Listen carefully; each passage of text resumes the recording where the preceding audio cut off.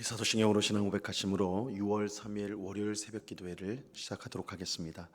전능하사 천지를 만드신 하나님 아버지를 내가 믿사오며 그 외아들 우리 주 예수 그리스도를 믿사오니 이는 성령으로 잉태하사 동정녀 마리아에게 나시고 본디오 빌라도에게 고난을 받으사 십자가에 못 박혀 죽으시고 장사한 지 사흘 만에 죽은 자 가운데서 다시 살아나시며 하늘에 오르사 전능하신 하나님 우편에 앉아 계시다가 저리로서 산 자와 죽은 자를 심판하러 오시리라. 성령을 믿사오며 거룩한 공예와 성도가 서로 교통하는 것과 죄를 사하여 주시는 것과 몸이 다시 사는 것과 영원히 사는 것을 믿사옵나이다. 아멘. 우리 찬송가 220장 사랑하는 주님 앞에 우리 같이 찬송하도록 하겠습니다. 찬송가 220장, 이전 토요일 찬송가는 278장 찬송입니다.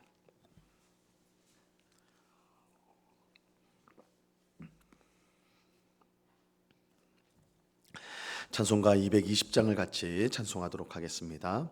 사랑하는 주님 앞에 형제 자매 한 자리에 크신 은혜 생각하며 즐거운 찬송 부르네. 내 주 예수 본을 받아 모든 사람 내 몸같이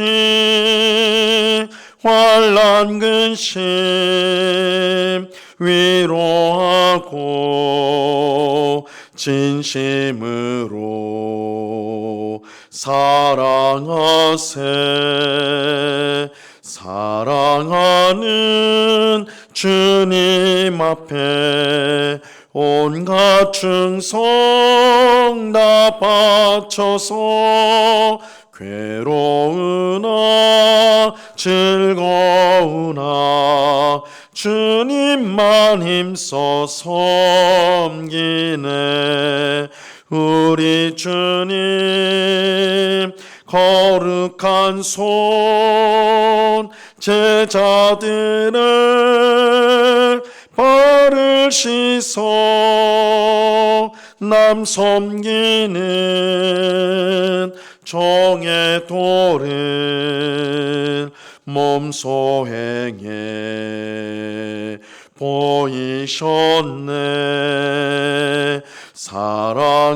사랑하는 주님 예수 같은 주로 섬기나니 한 피 받아 한 몸 이룬 형제여 친구들이여 한 몸같이 친밀하고 마음으로 하나 되어 우리 주님 크신 뜻을 지성으로 준행하세.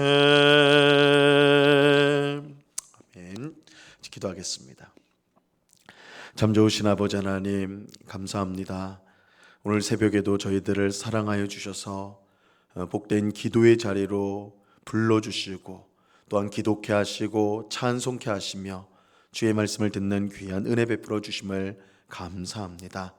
연약한 우리의 인생을, 아무 가치 없는 우리 인생을 아무것도 아니라 여기지 않고 오히려 독생자 예수 그리스도를 내어주심으로 구원하시고 복된 하나님의 자녀로 그 삼아주신 그 놀라운 은혜, 그 놀라운 사랑을 이 새벽에 우리가 다시 생각하며 하나님께 무한 감사를 드립니다.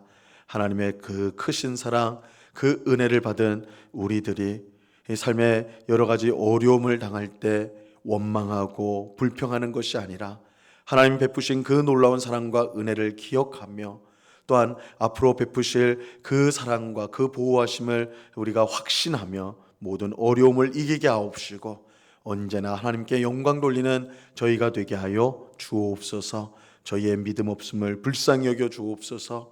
아버지 하나님, 보이지 않는 하나님보다 보이는 이 세상의 것을 더 두려워하고 더 의식하며 살아가는 저희들입니다. 그러나 믿음의 눈을 활짝 열어서 우리의 모든 문제보다 크신 하나님이심을 늘 기억하고 바라보고 의지함으로 모든 어려움을 잘 이겨내는 주의 백성들, 그래서 하나님을 더욱더 사랑하고 이웃을 사랑하는 그런 복된 성도의 삶을 살아가는 저희 모두가 되게 하여 주옵소서. 주님, 우리에게 주님을 향한 갈급한 마음을 주옵소서. 그래서 세상을 사랑하는 것보다 하나님을 더 사랑하게 하옵시고 주님의 인자하심과 은혜 베푸심을 더 간절히 사모하는 그런 심령을 저희가 가질 수 있도록 저희의 마음을 늘 새롭게 하여 주시옵소서. 이 시간 주의 말씀을 듣고자 합니다. 성령 하나님께서 밝히 조명하여 주셔서 말씀의 뜻을 잘 깨닫게 하시고 우리의 마음에 새기게 하옵시고 성령의 능력을 힘입어 순종함으로 우리 하나님을 기쁘시게 하며 말씀의 역사함 가운데 늘 살아가는 저희 모두가 되게 하여 주옵소서.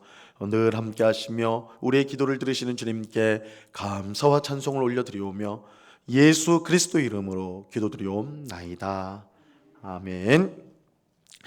우리 하나님 말씀을 다 같이 봅니다. 데살로니가 전서 4장 9절에서 12절까지의 말씀을 우리가 다 같이 보도록 하겠습니다. 데살로니가 전서 4장 9절에서 12절까지의 말씀입니다.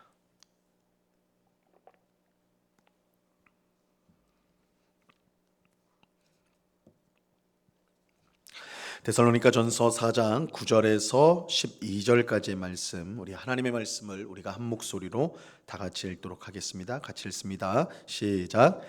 형제 사랑에 관하여는 너희에게 쓸 것이 없음은 너희들 자신이 하나님의 가르치심을 받아 서로 사랑함이라. 너희가 온 마게도냐 모든 형제에 대하여 과연 이것을 행하도다. 형제들아 권하노니 더욱 그렇게 행하고 또 너희에게 명한 것 같이 조용히 자기 일을 하고 너희 손으로 일하기를 힘쓰라. 이는 외인에 대하여 단정히 행하고 또한 아무 궁핍함이 없게 하려 함이라. 아멘. 오늘 본문은 사도 바울이 형제 사랑에 관련해서 형제 사랑과 관련해서 성도들에게 준 말씀입니다. 이 9절 말씀을 다시 한번 보시면요, 형제 사랑에 관하여는 너희에게 쓸 것이 없음은 너희들 자신이 하나님의 가르치심을 받아 서로 사랑함이라, 이렇게 말씀합니다. 이 바울은 데살로니가 교회 성도들에게 형제 사랑에 관해서는 너희에게 쓸 것이 없다, 그렇게 말하고 있어요. 그 이유는 하나님의 가르침을 받아서 너희가 서로 사랑하고 있기 때문이다 라고 합니다.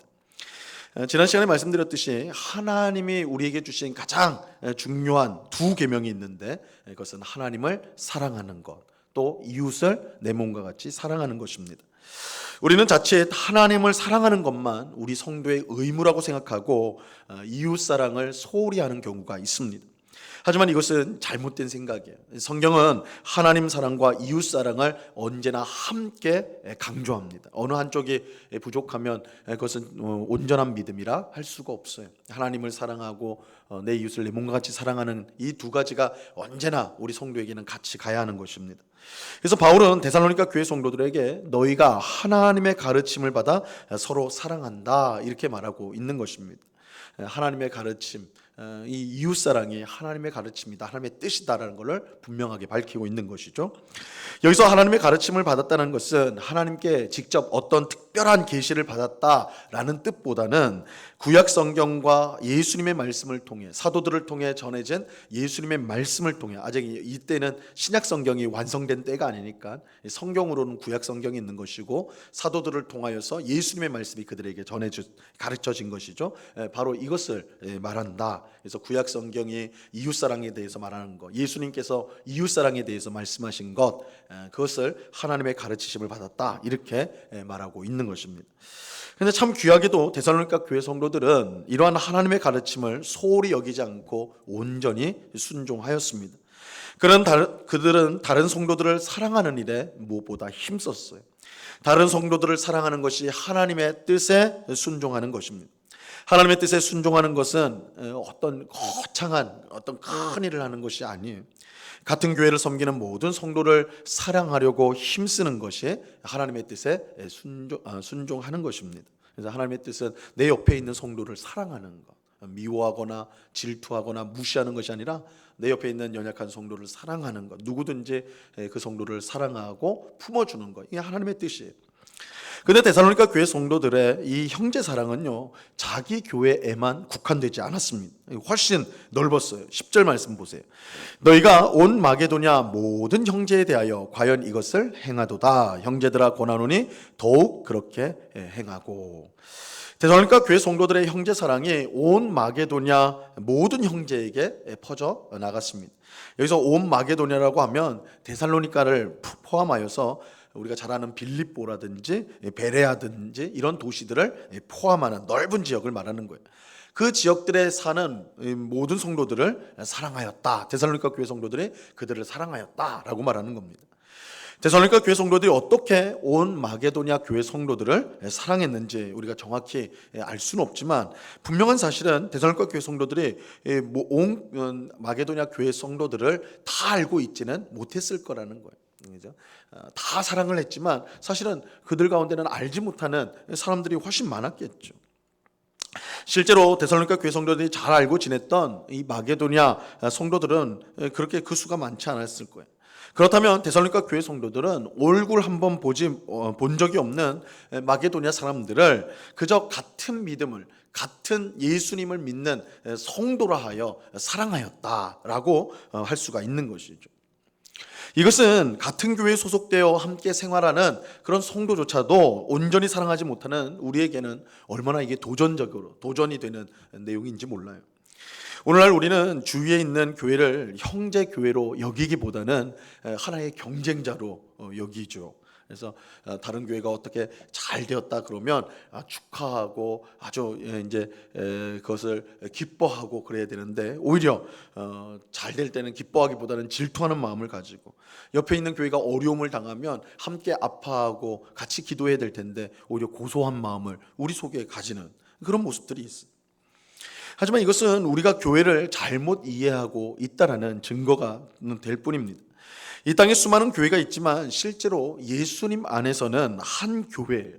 우리가 이 의식을 분명히 가져야 됩니다. 그래서 우리가 이제 공교회라는 말을 써요. 공교회. 우리 사도신경 고백할 때마다 공교회라는 말을 쓰는데 공회라고 그러죠. 공회라고 우리 돼 있는데 공교회.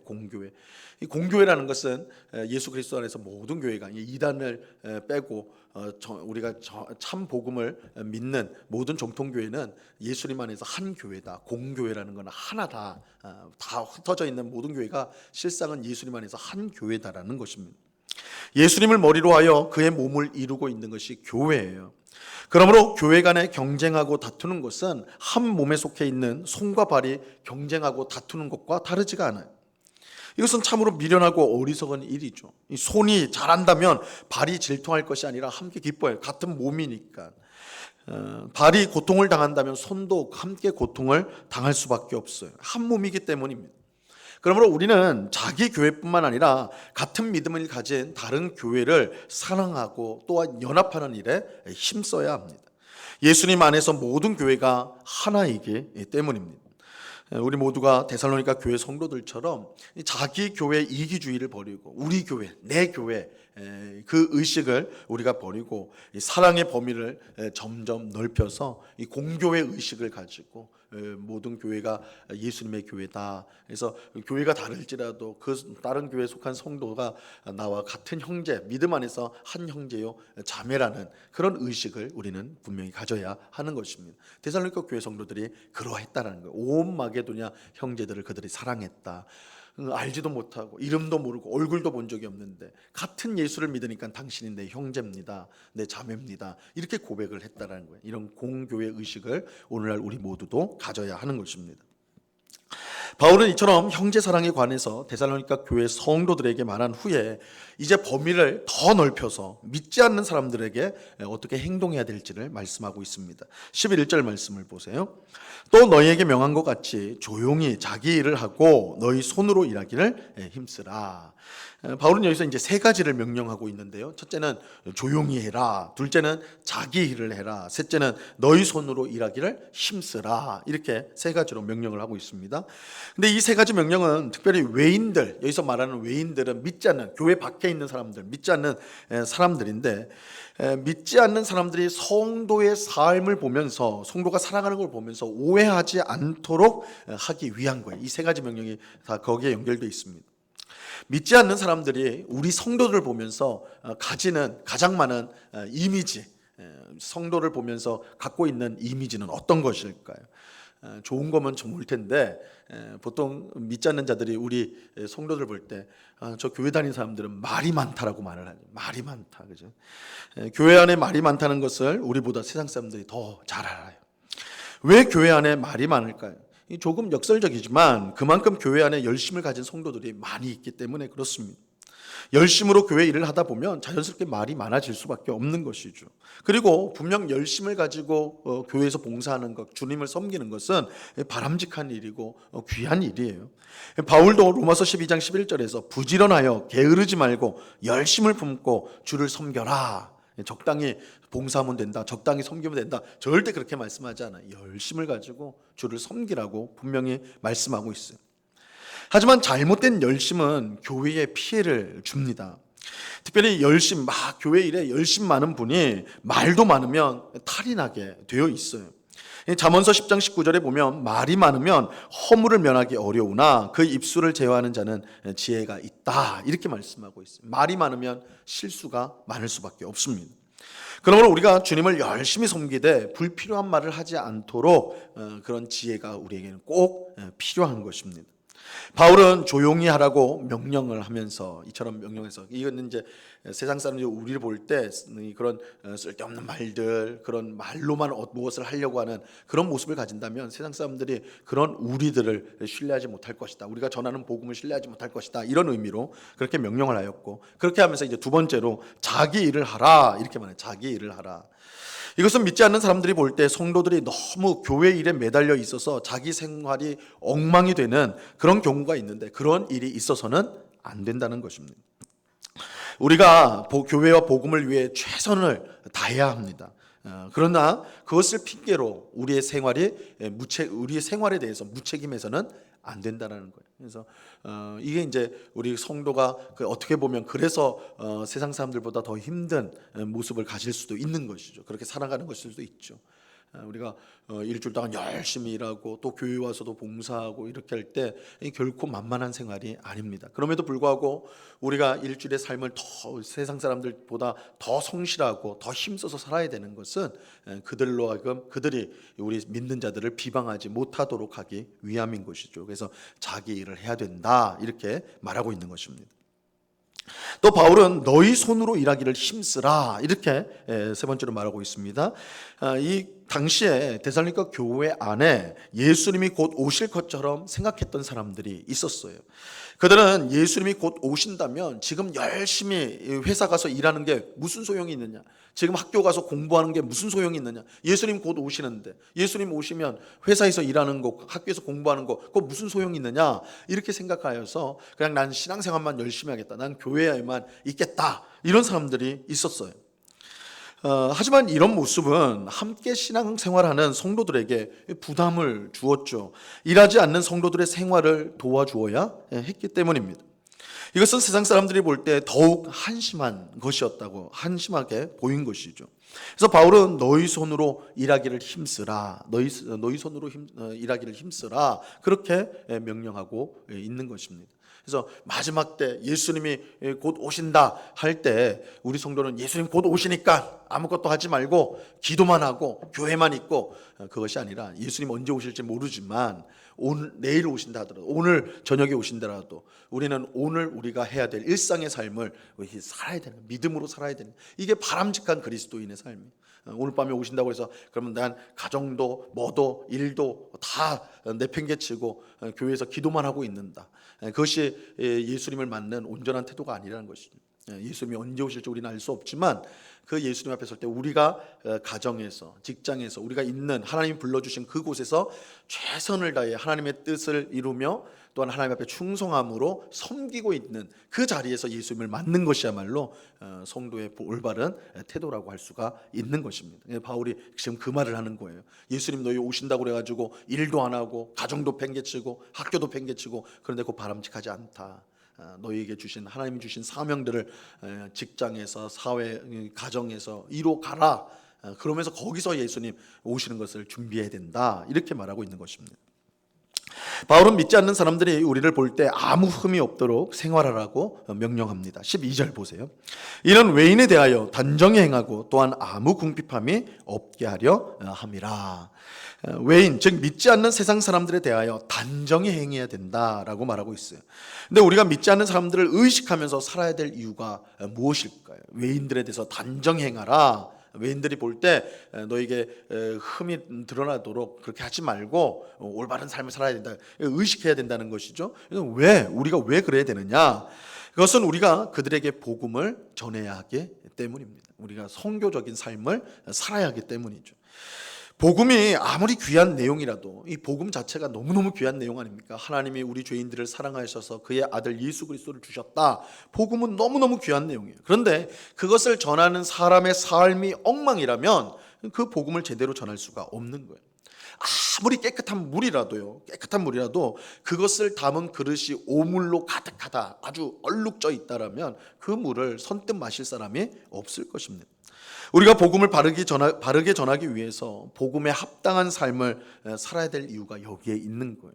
우리가 전하는 복음이 귀하다면 그 귀한 복음을 우리가 제대로 전하기 위해서 우리의 삶이 깨끗한 그릇처럼 되어서 그것을 복음을 복음답게 전할 수 있어야 하는 것입니다. 자, 오늘 주신 말씀은 형제 사랑으로 시작하여서 이웃 사랑, 믿지 않는 자들을 사랑하는 것까지 확대되고 있어요.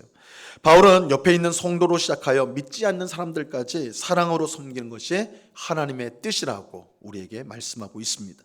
이것이 비록 우리에게 쉬운 일이 아닐지라도 하나님의 뜻이기에 우리는 순종해야 하는 것입니다.